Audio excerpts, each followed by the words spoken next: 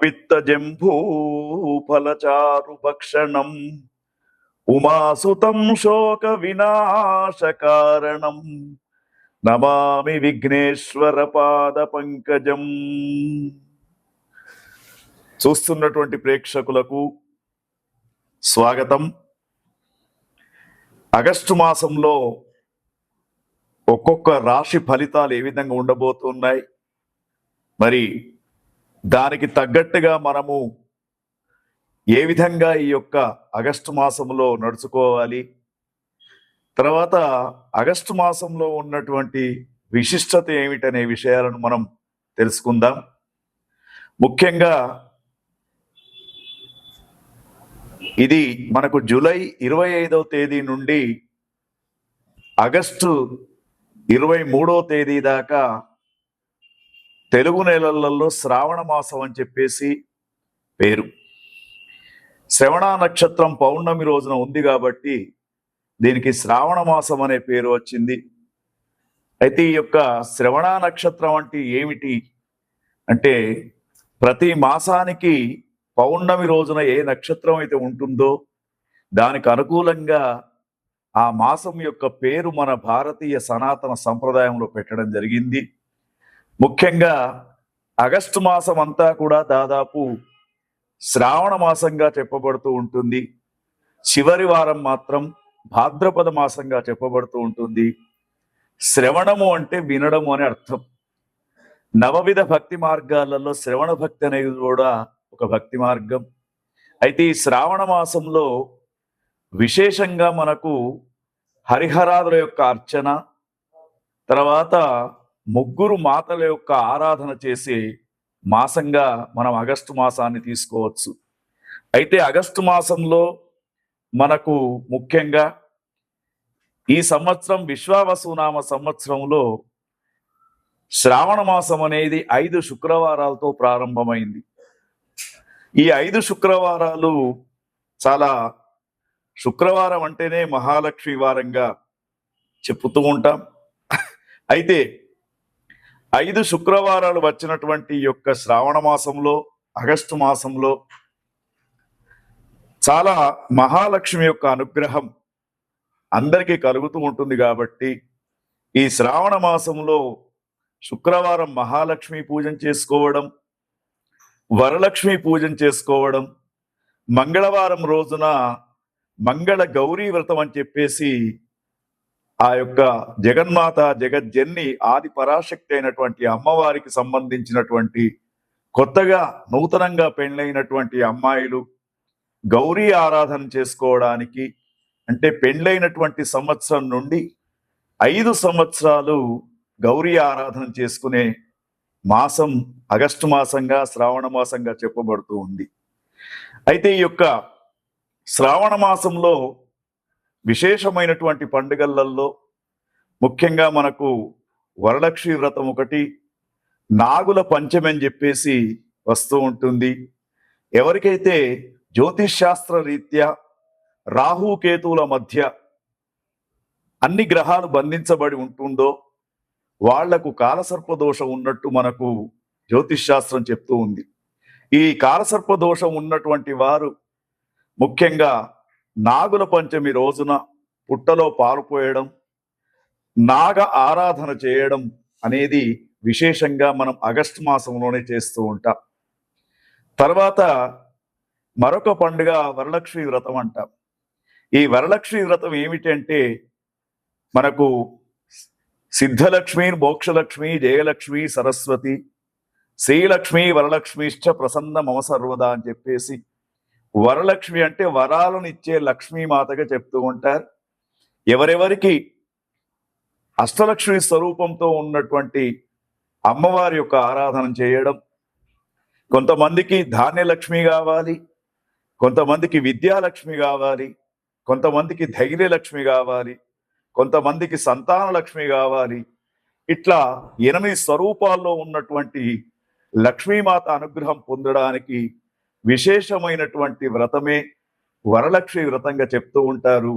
అది ఆగస్టు 8వ తేదీన ఎవరికైతే గురుబలం చక్కగా లేదో, ఎవరికైతే వ్యాపారం చక్కగా నడవడం లేదో, వారి యొక్క భార్యలు తప్పకుండా వరలక్ష్మి వ్రతాన్ని చేసుకుంటే వ్యాపార వృద్ధి, ధనము, ఆదాయం ఇవన్నీ కూడా లభించే అవకాశం ఉంది.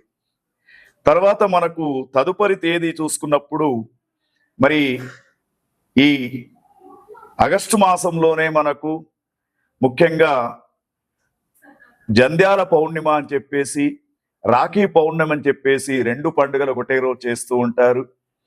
బ్రాహ్మణోత్తములంతా కూడా నూతన యజ్ఞోపవీత ధారణం చేసుకొని గాయత్రి ఉపాసన చేస్తారు. తర్వాత ముఖ్యంగా రక్షాబంధన్ అనే పండుగను సోదర సోదరీ భావంతో ప్రతి ఒక్కరు జరుపుకునే పండుగ మనకు ఆగస్టు మాసంలోనే ఉంది. మరి నేను నీకు రక్ష, నువ్వు నాకు రక్ష, మనం దేశానికి రక్ష అని చెప్పుకునే ఒక అద్భుతమైనటువంటి పండుగ కూడా మనకు ఆగస్టు మాసంలోనే వస్తూ ఉంది. దానితో పాటు మరి దేశానికి స్వాతంత్రం అనేది రావడం 15 ఆగస్టు కూడా మనకు ఆగస్టు మాసంలోనే స్వాతంత్ర దినోత్సవాన్ని జరుపుకుంటూ ఉంటాం.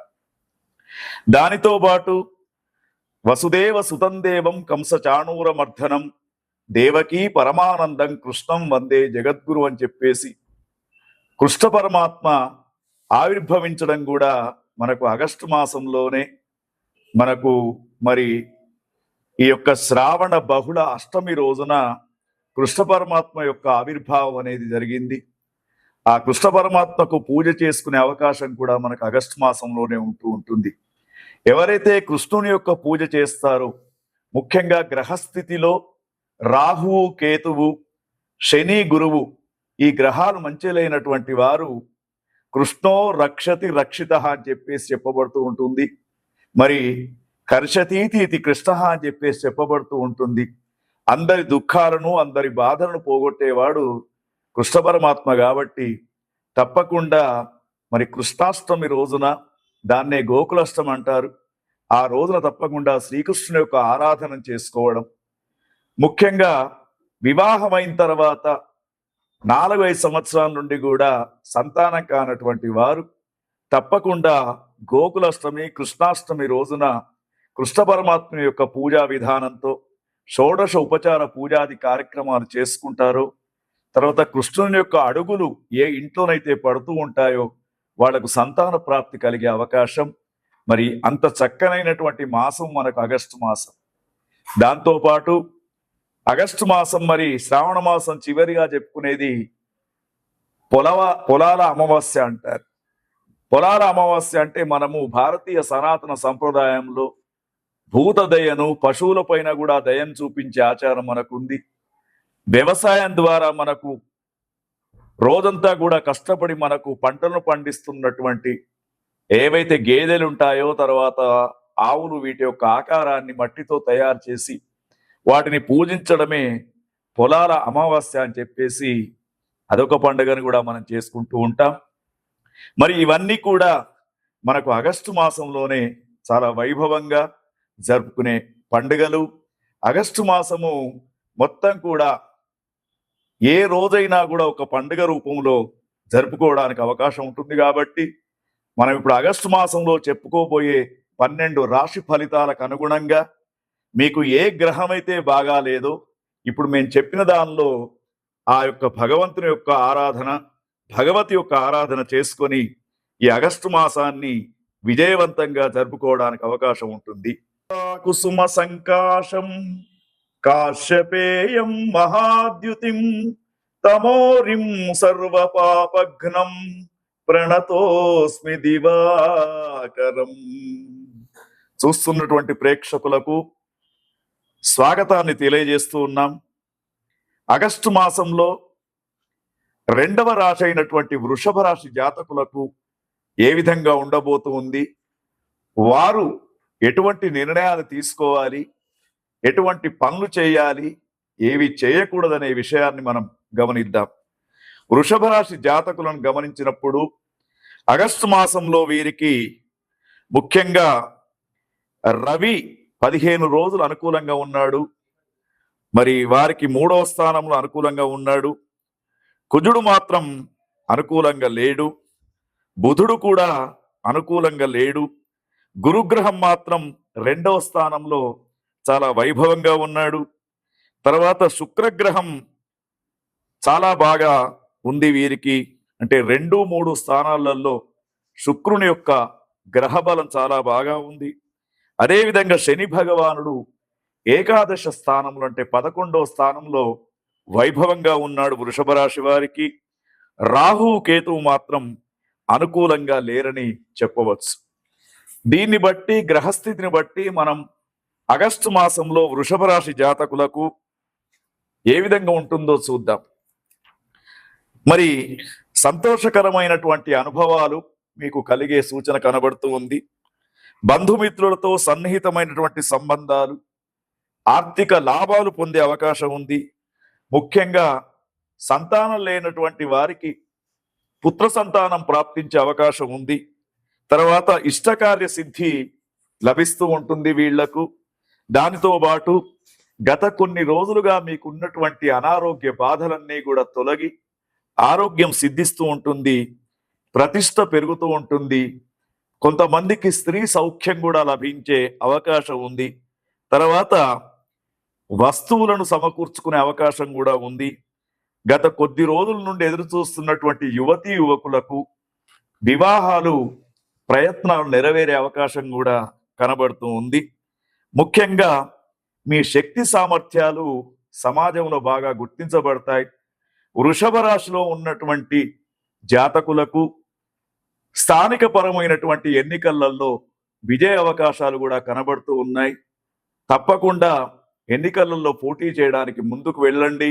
కొత్త వాళ్ళు అరంగేట్రం చెయ్యండి. తర్వాత ముఖ్యంగా వీళ్లకు గమనించినప్పుడు సమయానుకూలంగా ఒక విషయం మాత్రం చెప్పవచ్చు. రాహు కేతువులు అనుకూలంగా లేరు కాబట్టి నరదృష్టి ప్రభావం ఎక్కువ ఉంటూ ఉంటుంది. విశ్రాంతి సమయంలో తప్పకుండా విశ్రాంతి తీసుకోవాలి. తర్వాత కుజ బుధ గ్రహాలకు సంబంధించినటువంటి స్తోత్రాలు చదువుకోవడం, లేదా కుజబుధ గ్రహాలకు సంబంధించినటువంటి ధాన్యాన్ని ఏదైనా దేవాలయంలో అర్చకునికి ఇవ్వడం వీరు చేయదగ్గటువంటి విషయం. వీరికి ఆగస్టు మాసం చాలా వైభవంగా ఉంటుంది. ఆగస్టు మాసంలో వస్తున్నటువంటి కృష్ణ పరమాత్ముని యొక్క జన్మ దినోత్సవం రోజున ఏదేని ఒక దేవాలయంలో మీరు మిఠాయిని గాని వెన్నని గాని ప్రసాదంగా అందించండి. మీకు వైభవంగా ఉంటుంది.